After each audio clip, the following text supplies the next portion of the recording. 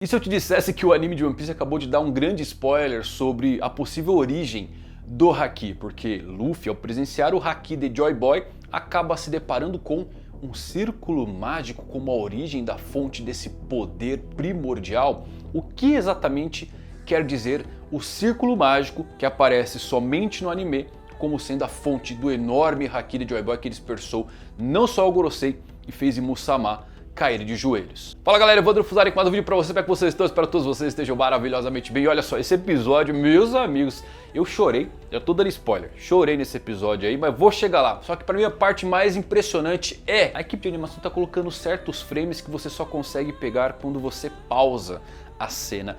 E tem um frame de um círculo mágico sendo a origem do Haki do Joy Boy. O que isso quer dizer?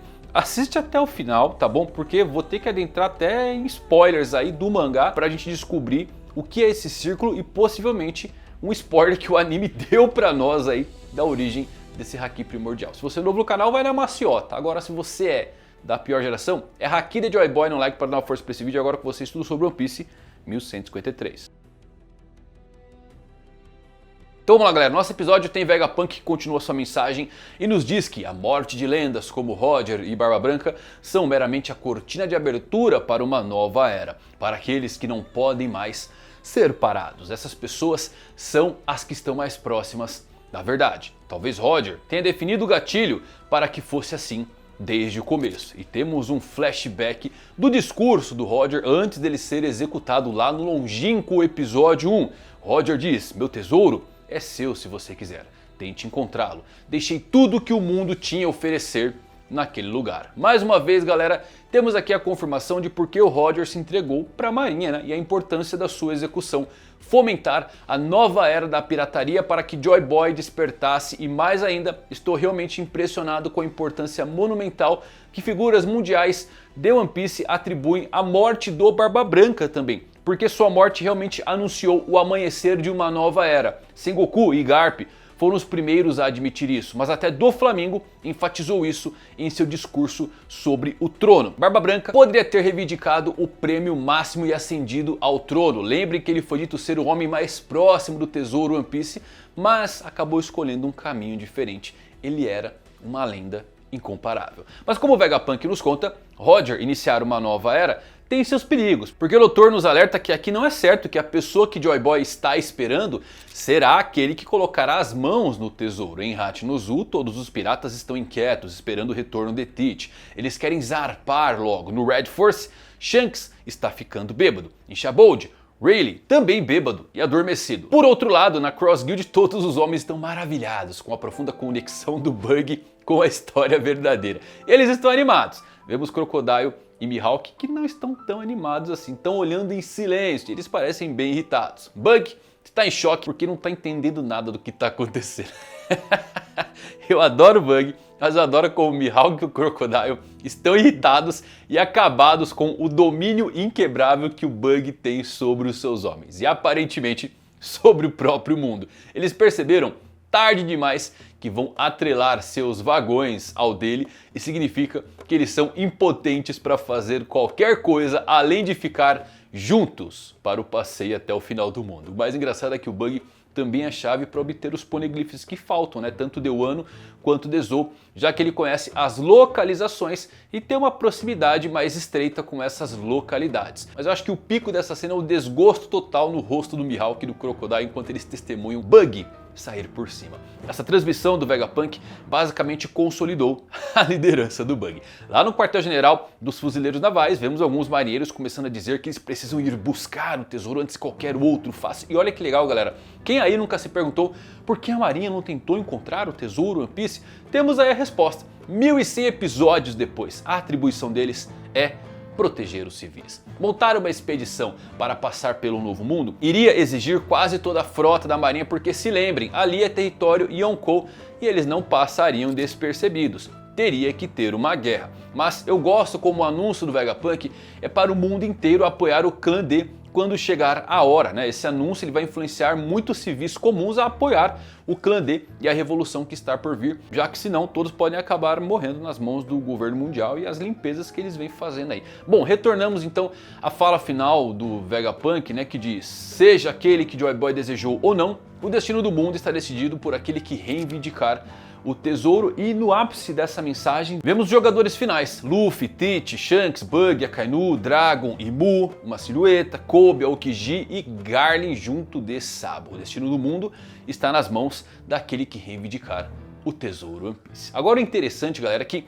além dos Yonkous, vemos 2 de cada facção basicamente, né? 2 marinheiros, Sakazuki e Kobe, 2 revolucionários, o Dragon e o Sabo, e do governo mundial, Imu e Garlin. E aqui temos essa cara que tem a Aokiji no meio, né? Talvez o Aokiji é um pirata potencialmente do mesmo lado do homem marcado pelas chamas. Lembrem que essa figura misteriosa foi atribuída como tendo conexões com o próprio governo mundial, então não dá para descartar que tem uma conexão com o Aokiji. Vemos mais algumas reações das pessoas ao redor do mundo com tudo isso, como Dressrosa. Os cidadãos estão preocupados com as possibilidades dos seus países afundarem no mar, enquanto os piratas estão entusiasmados com a possibilidade de dominarem o mundo. No Hospital da Marinha, o Kobe se lembra de uma época, em um passado não tão distante assim, quando conversou com o Luffy sobre o que significava ser rei dos piratas. E apesar de tudo, o Kobe está determinado a deter o Luffy. Ele jura a si mesmo que precisa acabar com o sonho do Luffy. Assim, a falha é curiosa, né? Porque de todos os piratas, o Kobe cita especificamente o Luffy,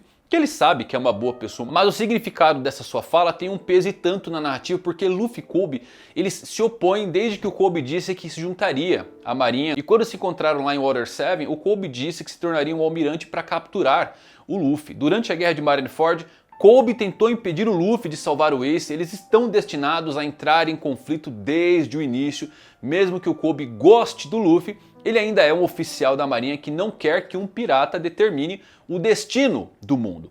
Claro que na nossa visão, o Luffy não é um monstro aterrorizando as pessoas pelos mares. Ele trouxe mais liberdade para as ilhas que visitou do que os próprios marinheiros ou o governo mundial durante toda a série. Até o Fugitora apostou no chapéu de palha e no seu sorriso, né? Porque ninguém mais iria libertar Dressrosa. Ele salvou muitos da opressão. Então por que o Kobe está sendo aqui um babaca assim de repente? Porque ele vê o Luffy como a principal ameaça para obter o One Piece. E o que ele diz aqui tem a ver com a revelação atual da mensagem do Vegapunk, que ainda é muito ambígua aos olhos do mundo. Encontrar o One Piece libertaria armas antigas, então é razoável pensar que ele não quer isso junto de piratas e sim ao lado dos fuzileiros navais. Então fica legal que o Kobe ele ouça que o mundo está afundando, né? Que há armas que podem ajudar a destruí-lo e que a única maneira de pará-lo é qual pirata vai chegar primeiro ao tesouro. E o pensamento do Kobe é: bem, obviamente eu tenho que parar o Luffy. Isso mostra o quão confiante ele está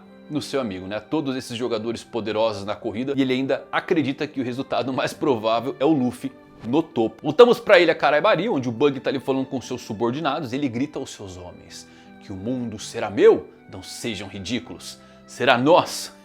Todos os membros da Cross Guild torcem pelo Bug, enquanto mais uma vez Crocodile com raiva ordena que ele volta para dentro e se sente. Eu adoro a Cross Guild, é uma das melhores adições de fim de série que o Oda acabou colocando, galera. Além disso, o Bug parece ter realmente se apoiado em sua habilidade de inspirar as pessoas. O maior poder dos mares, hein? E essa fala foi absolutamente perfeita. Mudamos para Catarina Devon e Van Algur, que estão navegando de volta para Hachinozu. Devon chama o Tite para falar sobre o Caribou e se deve matá-lo, mas Barba Negra ri e diz para levar ele. Ele quer escutar as informações que o Caribou diz ter. Lembrem, Caribou sabe sobre 2 armas ancestrais, Pluton e Poseidon. O que eu acho que vai acontecer? Barba Negra vai pegar Pluton de Wano, tá? E por que eu acho disso? Porque tem muita bandeira negra sobre isso desde o começo da série por conta das plantas de Pluton que continuaram sendo guardadas por séculos para o caso do navio original caísse em mãos erradas. Ou seja, esse prenúncio do navio cair em mãos erradas vem desde o Water 7 e claro,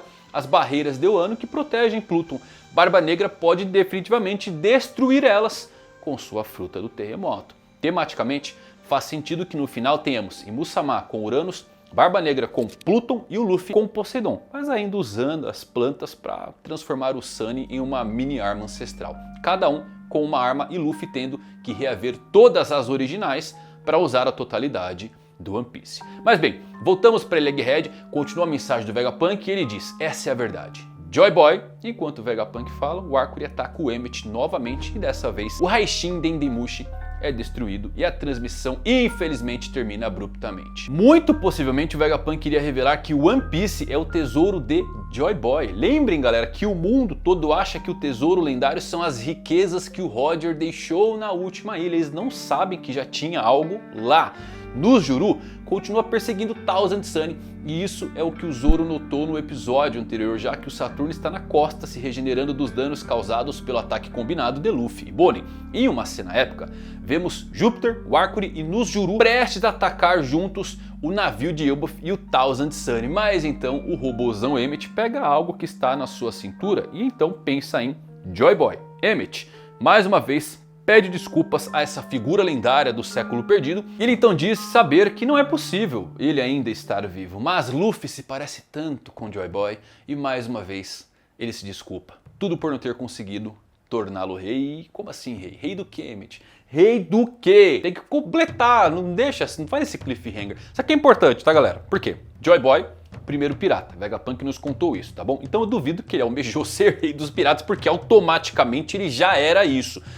Dado que você tinha um punhado de piratas nessa época e ele foi o primeiro, não fazia nem sentido esse título existir, né? Então, na minha opinião, isso reforça muito que o Joy Boy queria ser rei do mundo. E o que é impactante? Quando você lembra que esse é o sonho do Barba Negra e The Rock's Dizzyback. Lembrando que o sonho real do Luffy, não sabemos ainda qual é. Ser rei pirata é apenas um meio para alcançar seu objetivo. Isso é legal porque pode ser que os D caóticos como Rocks e Teach possam achar realmente que são herdeiros do mundo e de tudo que o Reino Antigo tinha a oferecer. E o sonho real do Luffy pode também ser rei do mundo. Mas para quê? Para transformar a pirataria algo que as pessoas vejam como o ápice de uma aventura. Para o Luffy, nada é mais libertador do que ser um pirata. Talvez ele queira que o mundo seja assim também. Transformar o mundo inteiro em um mundo de pirataria, mas com pessoas fazendo o que quer e a liberdade representando isso de uma forma mais explícita. De qualquer forma, Joy Boy querendo ser rei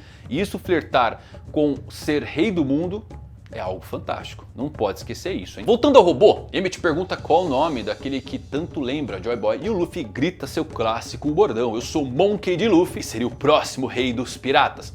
Aqui, galera, o fato mais curioso é o robô reagir ao D. Ele reconhece isso, hein? Talvez ele próprio carregue um D no seu nome, não dá pra saber, mas o ponto importante, ele não reconhece Monkey. Isso pode tirar da jogada que Joy Boy do século perdido veio dessa família. Por fim, Emmet puxa algo da sua cintura, um laço fazendo com que um nó de uma corda se desamarrasse e de repente uma infinidade de raios negros começam a sair do corpo de Emmet.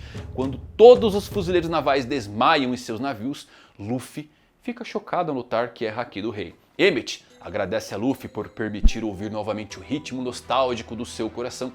Em uma cena épica, eu tô arrepiado só de falar, isso aqui é absurdo demais, galera. Vemos a maior explosão de Haki que essa série já mostrou pra gente. Emmet desencadeou uma explosão de Haki do Rei que afeta toda a ilha de Egghead e além dela o mar inteiro treme. De um plano muito distante do mar, vemos como uma infinidade de raios negros gigantescos saem da ilha e que o mar, por vários quilômetros ao redor da ilha, está muito agitado. E simplesmente uau, eu tô arrepiado assim, é simplesmente a cena mais épica de Egghead, quiçá de todo One Piece. É legal que cada episódio tem uma cena mais épica, né? Mas aqui eu confesso pra vocês que é épico mesmo, tá muito bem animado. Galera, o céu se dividiu com o Haki do Rei armazenado em uma corda. Só vimos o céu se dividir quando duas potências se chocavam. Shanks e Barba Branca, Big Mom e Kaido, Roger e Barba Branca, Luffy e Kaido. Agora isso aqui, galera, é Haki de uma pessoa. E não tem como, eu tô arrepiado, eu tô emocionado, é uma mistura de sensações. O robô em seu ataque final não usou um laser, mísseis. Ele usou o Haki do Rei, o poder mais insano da série. E esse aqui eu diria que é imensurável. Tão insanamente poderoso que um pouco dele liberado séculos depois foi o suficiente para derrubar todos os marinheiros, inclusive vice-almirantes. E mais ainda, fazer desaparecer todos os 4 anciões restantes. Sim, eles foram obliterados. E como assim? Agora, O ponto mais importante que a gente tem que conversar aqui, galera, e eu vou entrar um pouquinho nos spoilers do mangá, tá? Mesmo eu não gostando muito de fazer isso quando eu falo do anime, porque eu acho que é uma experiência diferente, tá? Então se você só vê o anime, vê o review aqui por conta disso, se não quiser saber, deixa o like, pode fechar o vídeo, não tem problema. Agora se você é curioso, que eu sei que você é, se segura aí. Olha só, quando você pausa os frames da explosão de Haki, tem muita coisa acontecendo. Primeiro, a silhueta do Joy Boy aparece em cada flash que atinge os Gorosei. Mas mais importante é como isso é mostrado pro Luffy, nos seus olhos. Podemos primeiro ver aquilo que chamamos de símbolo do Reino Antigo. Chamamos assim porque diversos povos aliados usam o clássico símbolo de 8 pontos com um sol no centro. Skypiea, Arabasta, Ilha dos Homens Peixes, Wano, lugares que hoje o Luffy trouxe para o seu lado e que remonta à aliança lá do Mural Harley, onde podemos ver cada um desses povos lutando ao lado de Nika. Mas o mais insano, meus amigos, é que existe um zoom em cada frame, ampliando mais a fundo a origem da explosão de Haki e o que temos no final disso? Um círculo mágico. Isso aqui é grande, hein? Isso aqui é grande. O anime pode ter nos mostrado a origem do Haki e o que é preciso para derrubar os poderes de Imu-sama. Haki pode de fato ser algo de nível mágico, talvez divino, marcado na alma de todo ser vivo com esse círculo, um estigma. E mais ainda, talvez o símbolo de Joy Boy realmente possa quebrar os poderes de Imu-sama. Quando Gaban apareceu em Elbaf, eu teorizei que ele conseguia cortar os efeitos da imortalidade usando o símbolo em formato de runa, o símbolo do Reino Antigo, como uma runa, porque Elbaf é um país viking e runas se conectam com esse lugar. E isso pode ser real. Talvez o símbolo de Joy Boy tenha força para quebrar os efeitos do círculo mágico de Imu-sama. Lembrando, galera, o círculo mágico de Joy Boy não existe no mangá, tá bom? Mas lembrem de uma coisa, atualmente a equipe de animação ela está muito mais próxima do Oda quanto a algumas escolhas. As coisas não são adicionadas aleatoriamente, tá bom? Isso vem acontecendo desde o país de Wano, onde o anime vem expandindo e conectando coisas de uma forma quase que subliminar, mas que é real e é canônico. Eu vou explorar isso mais à frente, talvez fazer um vídeo porque eu achei muito interessante, tá? Um círculo mágico ligado à explosão de Haki de Joy Boy, afinal também quem garante que Imu-sama não tá usando o corpo de Joy Boy? Um Joy Boy corrompido. Essa teoria é forte, hein? Lembrem dos seus aliados pedindo desculpas. Pode ser porque não conseguiram salvar ele antes da corrupção, da fusão com o demônio. E Imu-sama cai aqui para o próprio poder de uma época que seu Haki era puro e libertador. Pode ser difícil, mas é interessante. Joy Boy e Imu ligados a círculos mágicos. Ainda mais com o que Imu-sama consegue fazer com esses círculos mágicos. Imortalidade, satélites e aqui a potência do Haki do Joy Boy.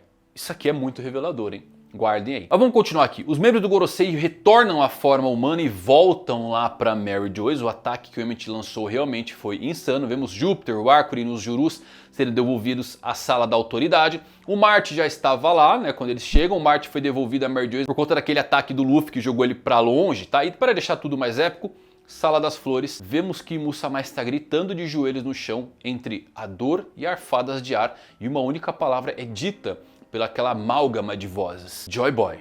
Esse foi o Haki de Joy Boy. Um poder ancestral tão imenso que nos mostra algo nunca antes visto. O pico máximo de poder de One Piece, sim, finalmente é revelado. Nossa, é muito louco isso, galera. Primeiro vamos tirar umas dúvidas aqui, né? O fato do Saturno ainda estar em Egghead e Marte estar com os outros Gorosei significa que a explosão de Haki do Conquistador quebrou a técnica de invocação que o Saturno usou para invocar os outros Gorosei, tá? E temos duas opções aqui. O Haki é tão forte e único que Imu sentiu e soube de quem ele era mesmo a milhares de quilômetros de distância, o que eu acho difícil percorrer tudo isso, né? Egghead está a milhares de quilômetros de Mary Joyce, que se lembrem ainda está a 10 mil metros de altura, o que nos deixa uma única opção viável aqui de por que Imu-sama sentiu isso. Os poderes do Gorosei sim estão ligados diretamente a Imu-sama e ele acabou recebendo essa paulada de Haki. Por isso ele reconhece de quem é e também grita. Pode ser de dor, como pode ser de choque por reconhecer de quem era aquela aura. Imu está definitivamente conectado aos anciões. Essa é a principal razão pela qual ele sentiu isso. O Haki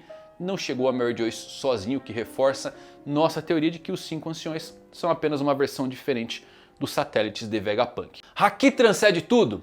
Essa declaração do Kaido tem muito peso agora, né? Agora vamos falar um pouquinho mais dessa explosão de haki ancestral. O Joy Boy guardou haki em um nó de vento. Lembram do nó de vento, galera? Possivelmente ninguém lembrava até sair o capítulo no mangá, né? Mas o mais louco é que a coisa do nó do vento não surgiu do nada. Poderíamos não saber que você pode armazenar haki nele, mas já sabíamos sobre o nó de vento desde o capítulo 523, lançado há insanos, quanto? 17 anos atrás? Conhecemos ele no time skip da Nami lá em Westeria. O nó do vento ele é uma corda com propriedades de criação do vento que é amarrada 3 vezes. Desatar um nó resulta em uma brisa leve. Desatar o segundo nó, um vento forte. O último nó invoca uma tempestade. Lembra aquela coisa dos D sempre trazem tempestades, né? Vendo que Emmett desdobrou só um nó para liberar o haki armazenado, isso realmente me lembra que esse talvez seja apenas mais um exemplo da tecnologia futura do Reino Antigo que foi salva nas nuvens do governo mundial. Curiosamente, o Westeria é a primeira ilha artificial da série e Haredas, o velho de lá, ele é um Birka, hein galera? Mesma raça do Enel. Agora sabemos que a tecnologia do nó do vento de Westeria faz parte da tecnologia do Reino Antigo e os pedaços começaram a se unir. E vale lembrar que é o mesmo princípio usado nos Tony Dials, que eu sinto um pouquinho de falta, eu queria que voltasse. Eu gostava do Tony Dial. Bom, o fato do nó do haki surgir me deixa feliz que veremos como essas coisas se conectam, né? E voltamos aqui à cena do Thousand Sunny, que finalmente cai no mar. Imediatamente sai da ilha de Egghead, ao lado do navio de Elbaf. Todos no navio estão em choque, se perguntando para onde foram aqueles monstros que estavam atacando eles. Os gigantes também estão confusos, perguntando se como um robô poderia ter usado o haki e por que esse haki fez as pessoas desaparecerem. Já na costa de Egghead vemos Emmett com Saturno em frente dele. Você pode se perguntar como o haki dispersou todos menos Saturno. É porque eles nunca estiveram lá, né? Aquilo era apenas uma projeção, eles teleportaram. Já o Saturno ele chegou fisicamente em um navio, lembre-se disso. Então por isso que ele acabou continuando ali e ele ainda tem que levar Mother Flame e York para Imusama. Mas no ápice de tudo, temos então um flashback do próprio Joy Boy e de Emmett que se passa há vários séculos. Sim, a silhueta de Joy Boy finalmente é revelada e ele tem um clássico chapéu de palha. Isso aqui é muito legal, galera. Por quantos anos não teorizamos que o chapéu do Luffy poderia ser do Joy Boy? E isso dá mais valor à minha teoria pessoal que o chapéu de palha gigante que está em Mary Joyce pertenceu ao Nika original, o deus de Elbaf que era um gigante. Mas ainda, será que Joy Boy deixou resquícios de haki no chapéu de palha? Assim ele vai ser a chave para Laugh Tale? Eu gosto dessa teoria, hein? O Luffy ter que desatar o chapéu de palha para liberar o haki de Joy Boy e com isso acionar o tesouro One Piece. Imaginem ele se despedindo de um chapéu, eu choraria, já falo. Eu chorei por um navio, não vou chorar pelo chapéu de palha, que é um personagem tão vivo quanto qualquer outro nessa série. Bom, Joy Boy tá conversando com Emmett, sentado no topo do que parece um edifício em uma ilha. Embora Joy Boy ainda esteja na sombra, podemos ver que ele está usando seu chapéu de palha e uma capa, como o Luffy em Onigashima, né? Emmett, por sua vez, usa roupas parecidas com as dos gigantes. Joy Boy então diz: escute Emmett, quando chegar a hora, eu amarrei meu haki mais poderoso dentro do seu corpo. Algum dia eu morrerei, mas você viverá muito mais do que eu. E chegará um dia que não poderei mais ir em seu auxílio. Quando sua vida ou a vida das pessoas que você deseja proteger estiverem em perigo, então você saberá que chegou a hora de desatar o nó. Emmett pergunta se quando chegar a hora, Joy Boy virá ajudar. E a lenda responde: é isso, virei proteger você diretamente do passado, como eu sempre fiz. Do presente, Emmett ri feliz ao perceber que nunca esteve só durante todo esse tempo. E as luzes dos olhos do robô se apagam lentamente. Posso confessar uma coisa pra vocês? Só de lembrar aqui já fico emocionado. Eu chorei, tá? Eu chorei aqui no anime. Eu chorei por conta da voz de Joy Boy. Não só porque tem uma dubladora que fez o Luffy há muito tempo atrás, mas porque é parecido também. Mas eu acho que o impacto de escutar a voz de Joy Boy, né? Uma coisa que a gente... Quantos anos esperou? Foi a mesma coisa quando o Shanks usou o poder dele e acabou me pegando. Fiquei emocionado, confesso pra vocês. Pequenas coisas de One Piece me emocionam e são essas coisas. E eu gostei muito desse episódio. E é um episódio fantástico, né? Eu tive pouco tempo com o robô Emmett, mas me emocionei aqui pelo robô. Essa mensagem dele não estar sozinho é legal por conta do conceito do haki estar ligado ao espírito. Joy Boy sempre esteve e sempre vai estar ali com ele.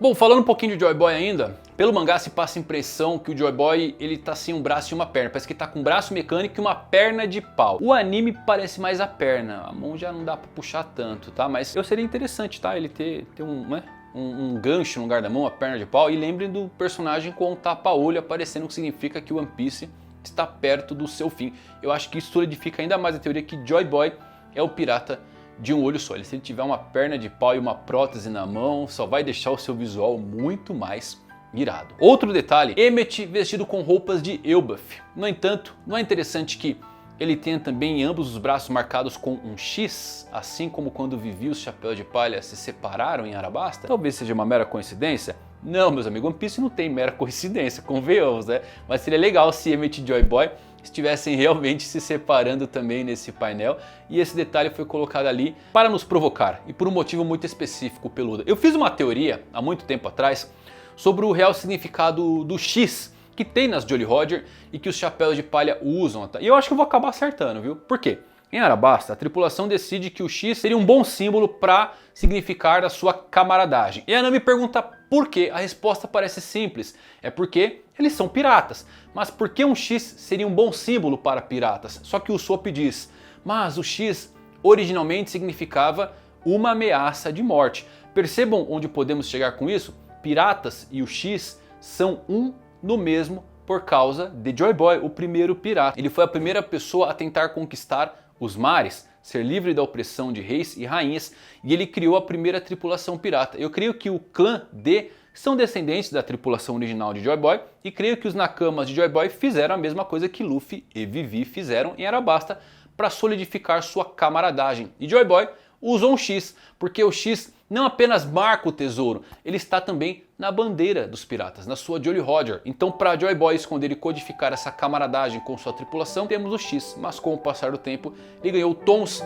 de marcas de morte por conta de piratas brotarem de todos os cantos e nunca realmente entenderem o significado disso. Apenas Luffy reviveu o X, o símbolo dos companheiros, o símbolo de Joy Boy. Bom, surge dúvidas de como o Joy Boy tinha esse haki insano. A coisa do círculo mágico aí me pegou bastante, beleza? Pode ser que ele tenha realmente algo primordial como Imu-sama, e eu gostei muito dessa adição em frames. Independente disso, tá confirmado que Joy Boy é um monstro absoluto. É uma loucura que apenas o seu haki selado, 800 anos atrás, após a sua morte ainda, tenha feito com que o Gorosei desaparecesse, algo que o Luffy não conseguiu na forma de Nika. O que é mais louco ainda é Imu conseguir sentir esse haki tão longe e cair de joelhos. Luffy está programado para superar os dois, isso é certeza. Então isso me faz pensar o quão insano de forte o Luffy vai se tornar no final da série.